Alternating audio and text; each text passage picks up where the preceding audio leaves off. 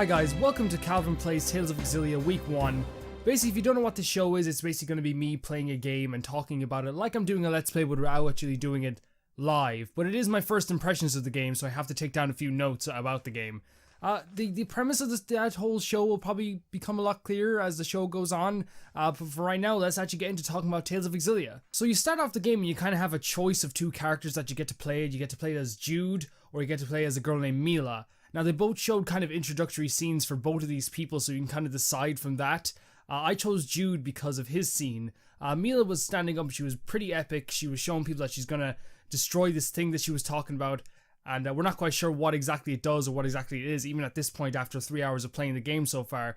But Jude's scene was him just running through medical school, kind of being a klutz, falling about the place, and for some reason that was a little bit more endearing to me, and I kind of wanted to play as Jude. So I played as Jude, who is a medical student. He's a klutz, but he's a person who is very good at what he does. He was actually given the job by his professor, Professor House, on this day to take care of the patients, take care of Professor House's patients, which is something a student not usually gets to do, but he got to do it, and he's very well at doing it. He actually has a patient called, I think, Mr. Eldon, who actually likes him very much and thinks he does a very good job. Professor House is given an award in this time period, and he's actually told that, and Jude is told that he's supposed to go off and find Professor House so he can actually give him the award or tell him that he's won an award. But Professor House hasn't been, has been gone for a long time and should be back by now. He was only supposed to go over to the research building and come back, but he's not back yet. So the first thing I really noticed about Tales of Xillia is how beautiful the actual scene is, how beautiful the scenery is. The colors are very vibrant, the characters are cel shaded, but they look really, really cool, and everything's kind of simple, but I think that's kind of a better way of doing things, accomplishing a great style of accomplishing great graphics.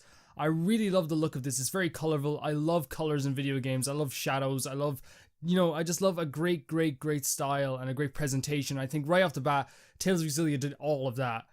Jude actually goes over to the building that Professor House is supposed to be in, but he is told that Professor House already signed out. He kind of checks his handwriting, Professor House's actual handwriting versus the sign out sheet, and he finds out that they're two different handwritings, so it might not have been Professor House who actually exited. So he basically is a bit suspicious, but he kind of understands that these guards are, reputable people, and he doesn't want to question them for any longer. He does exit though, and he finds an interesting character walking on water. Mila Maxwell is a character that you could have picked at the start and actually played as, but we find her walking on a bunch of fake lily pads in the water. And what's so cool about this is that Jude is mesmerized by this girl, so he drops his piece of paper, he drops his little note that has the signature, his college sign-in papers or something like that the Professor House had to sign. He drops them on the water, but it lands on top of the water. It doesn't sink, obviously, because it's a piece of paper. So he jumps into the water, walks on the platform, and Mila notices him.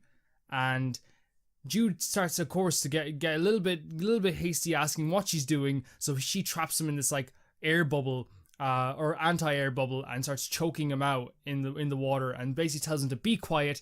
He does so. Even politely asks, can he talk now? And she, of course, agrees. He tells her that he was actually just picking up his letter, and then she breaks into the building. We still don't know why she broke into the building, but she broke into the building, and of course, instead of Jude walking away and not getting in trouble, he, in his naivety, actually walks into the building and follows Mila. What he finds in the building is actually a soldier there who is actually pretty nice to him. Jude actually says to him, I'm sorry, sir, I was just trying to find Professor House. Is he still here? And the soldier said, you know what, he is still here. He's just right down the hallway. And probably the best line in the story so far, and I love it. I love how the dialogue is written in this game. The best line I've ever heard in a Tales game, pretty much, is the soldier saying, I should actually contact your mother and father. Do they live around here? And Jude says, naively again, no, they don't live around here. In fact, they live far away. And that's the point when Jude turns around and the guy's there saying good with his lance pointed at Jude. So here's kind of where we learn about the battle system, and it is of course like a Tales system as usual. You just kind of move around. You can press R2 to move freely, or you can just not press that, just press the analog stick and move directly towards the enemy. You press, your R's are circle, your X's are just attacks, and you have different movements and different attacks that kind of develop throughout the game. It was pretty easy to dispatch this guy. You just kind of a tutorial. He has a dog with him for some reason. He didn't show the dog in real life, but that's a Tales game. You don't always see the full, it's kind of like Pokemon. You don't see who's attacking you until it's the full battle. And the battle system, again, it's a Tales game, so it's good. It's really good. After that, you have him defeated. You know something's up. You know something's really wrong. So you head up into the building, and you go around. You kind of have to fight all these creatures again to get to the door that on the other side of the building. You get into that door, and that's where you find Professor House drowning in this goo or this water. He looks like he's way older than he was. He looks like his skin is actually just squeezing in on him, and he's tapping on the glass, telling him to get out of here, basically. That's when we meet a girl who we still don't have the name of, who claims she's going to annihilate us. It's this girl with purple hair, and I don't know what Tales games have with girls with purple hair, but she's a girl with purple hair, and she jumps down and basically hands my ass to me. You can defeat her. I'm pretty sure you can defeat her, but I think I just totally just bonked it, and I was destroyed.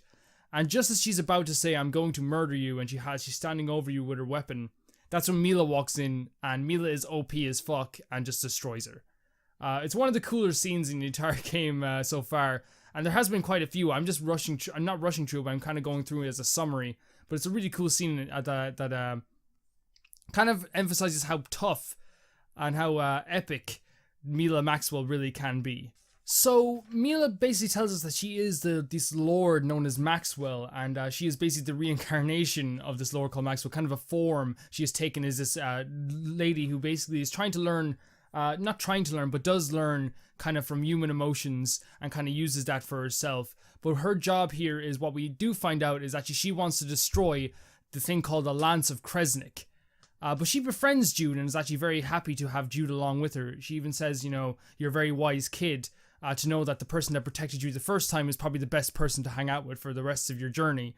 They walk to this place, they walk to this building, they go into the doorways, one of the doorways on the side, and they find the Lance of Kresnik. The Lance of Kresnik is this big, gigantic kind of catapult-ish gun kind of thing, and it's apparently pretty important. And this is actually where we get our proof that she is a lord, because she actually has 4 elements that are inside of her, fire, water, earth, and wind, who all come out and help her destroy the Lance of Kresnik. We find out that these things are actually sentient when the purple-headed girl comes along again and decides to drain Mila's power and her own power just so she's not able to destroy the Lance of Kresnik. The 4 sentient elements actually tell us that we need to get her out of here, to make sure she doesn't fight anymore. She needs to survive, and that's what happens, and the both of us fall off a bridge into water. And in the background, we see that a man has been watching us this whole time. He doesn't look like the rest of the soldiers. He's kind of just this man that's watching us. And that's when we get the opening scene. The opening anime scene, which is actually amazing. I'll leave a link to it down below if you want to watch it. It's really cool. It's really awesome.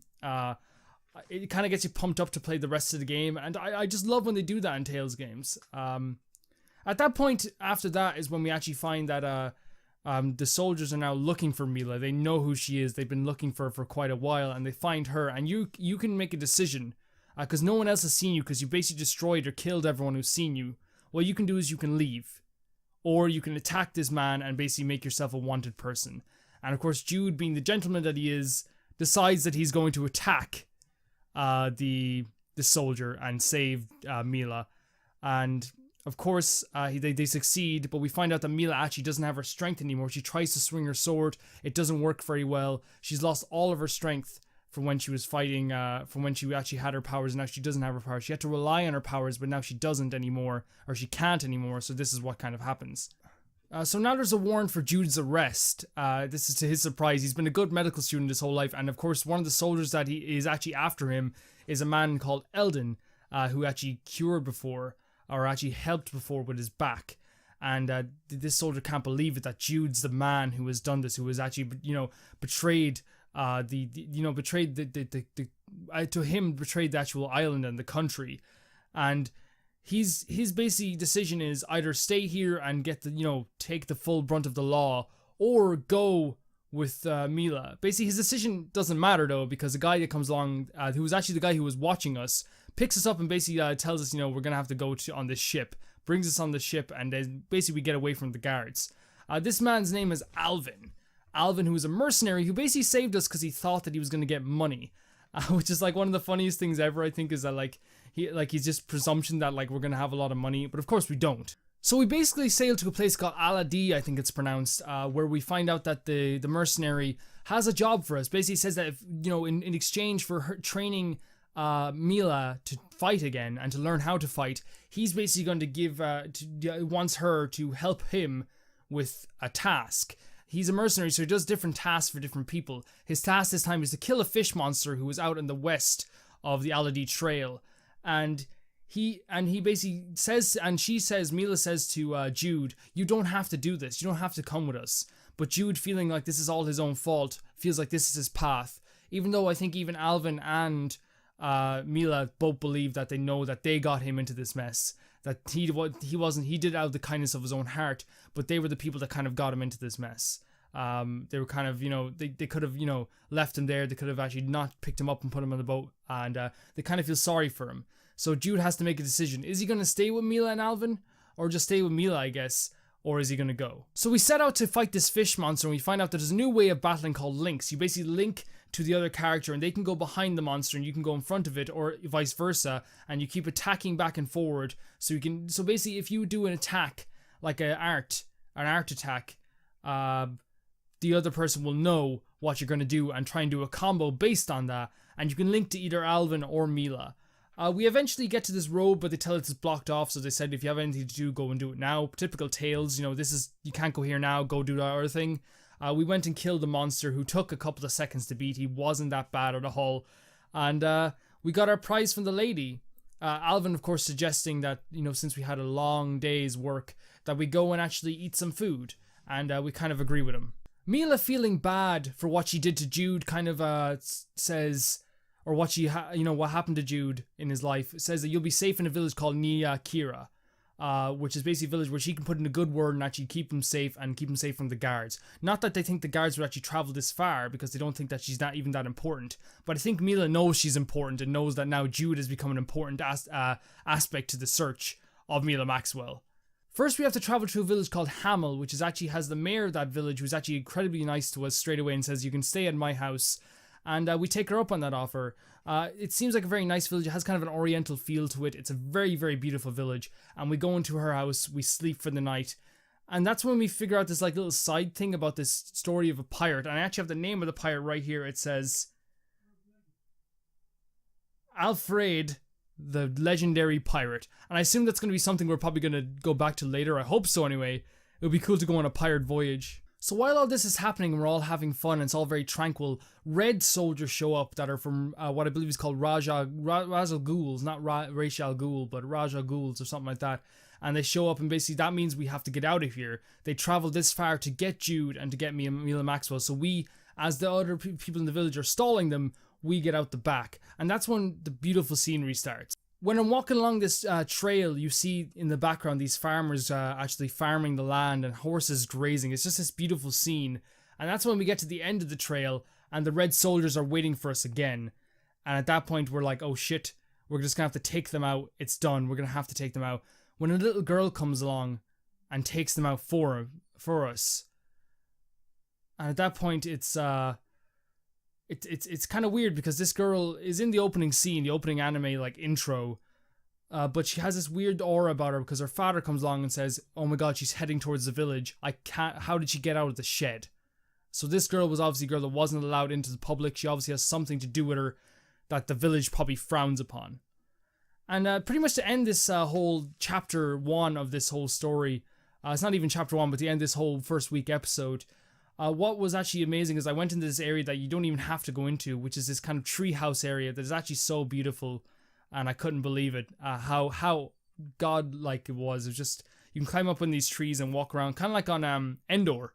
It was kind of like Endor or Kashyyyk, and you walk around it's like Kashyyyk, and you walk around the trees, and you can walk around these pathways to other parts of the other trees, and that's it's such a beautiful scene. I'm so hyped that I actually got to play this, guys. So that's part 1 of Calvin Talks About Tales of Xillia, and I am I'm pretty pumped to play more of this game, guys. You know, the dialogue is completely on point. It's not overdone. It's not overwritten. The areas are just beautiful. The colors are beautiful, and the characters are actually pretty believable. I actually kind of like them. Towards the end, you actually realize that Alvin, who was a mercenary, is actually starting to like us and feel for us. So, guys, that's the first episode of Calvin Talks with Tales of Xillia. I hope you enjoyed. If you have any questions, or if you want to tell me about a game that you've been playing, actually, you can tell me below. And I hope you enjoyed the video. Thank you very much. We'll see you next time.